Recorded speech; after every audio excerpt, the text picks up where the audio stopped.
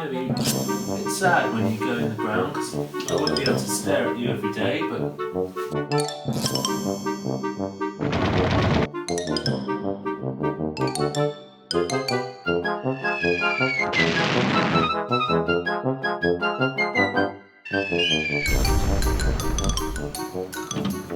Hey Spuddy, what are you doing out there?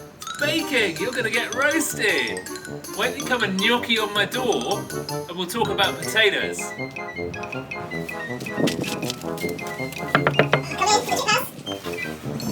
Oh, I've got a real chip on my shoulder, so I'm going to have to deep fry your minds with potatoes.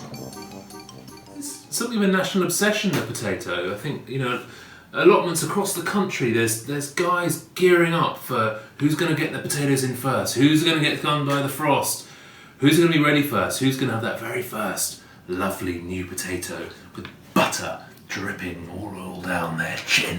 So we're going to talk about different types of potato and how you might grow them, how you might not grow them, and how we grow them. Oops. And as you'll see here, we have a glorious array of different seed potatoes. These ones have gone absolutely mad. So we ordered our seed potatoes in December, and our naughty seed provider sent them to us in January. But you don't want to plant your potatoes in January because they won't be ready and they'll come up too early. The frost will come down and infuse their leaves and kill them. So the first thing to do if you get your potatoes in January is to put them in a dark cupboard and just leave them for a little bit longer. And then, instead of early March, you might start to do some chitting. And some people chit, some people don't chit. And chitting generally refers to setting your potatoes up like this, maybe in an egg box, maybe in an egg cup, depending on how many egg cups you have, and put them in a windowsill. And they'll start to develop, little growths on the top from what are called eyes.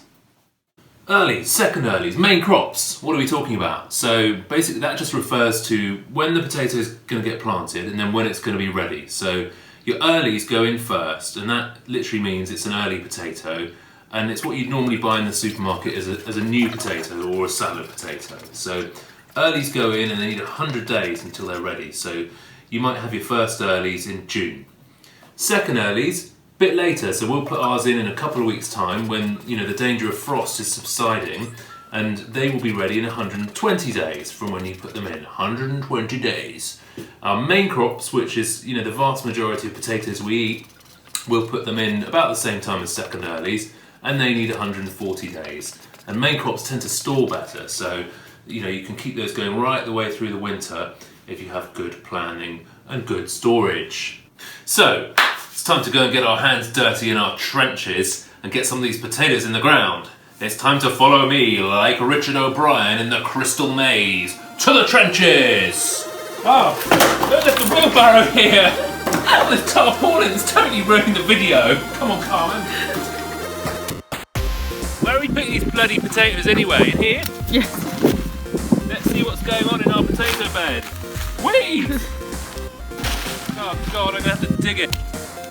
This is not what Monty Don's patch looks like, is it? Who left these here? Ta-da! So I've had a word with my producer, and we decided that this needs quite a lot of work, so we're going to cut to this tomorrow and go and have a gin and tonic. Yeah. Yeah.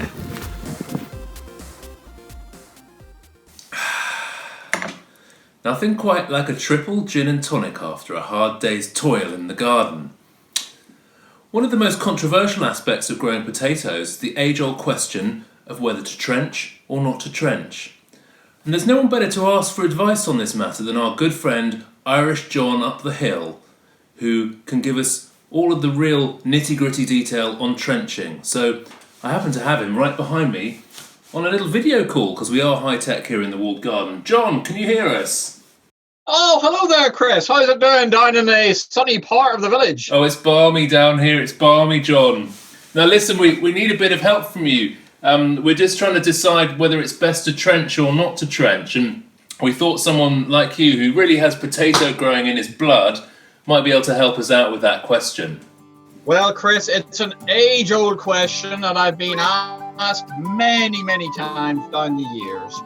I started trenching with my potatoes when I was a wee un, maybe no more than 7 or 8 years old. And I was here, quite near Belfast, where I grew up.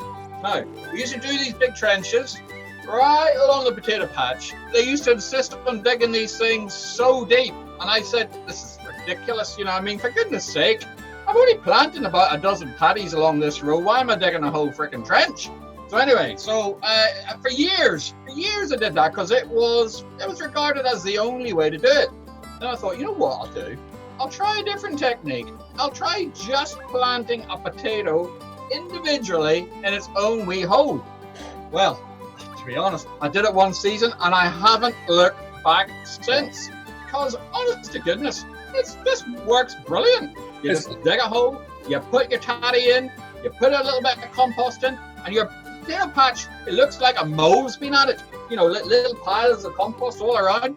It works a treat. I highly recommend it. So since you've been over here, are there any other sort of techniques you've picked up for potato growing that you didn't have back home? I raided some of my clothing wardrobe, things I don't wear so much anymore. And I've adapted that to chip my potatoes. Would you like to see what I use? We'd love to see it, John. Okay, well, I don't know if you can see. I don't know if you can see this. This is one of my favorite bras that I used to wear back in the day, and as you can see, it works a treat. Well, John, thanks for sharing that illuminating technique with us. So, we're going to go out there and do some real demonstration of some live trenching.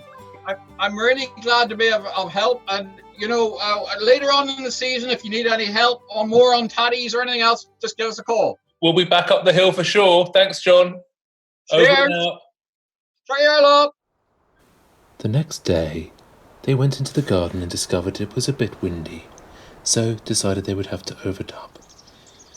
As you'll see, the first task in the day was to dig over the potato bed, because if, like us, you didn't prepare your bed in the autumn with some well-rotted manure, you'll need to dig it over and get out the weeds and loosen up the soil a little bit prior to putting your potatoes in.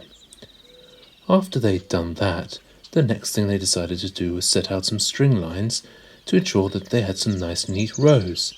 These were 60 centimetres apart.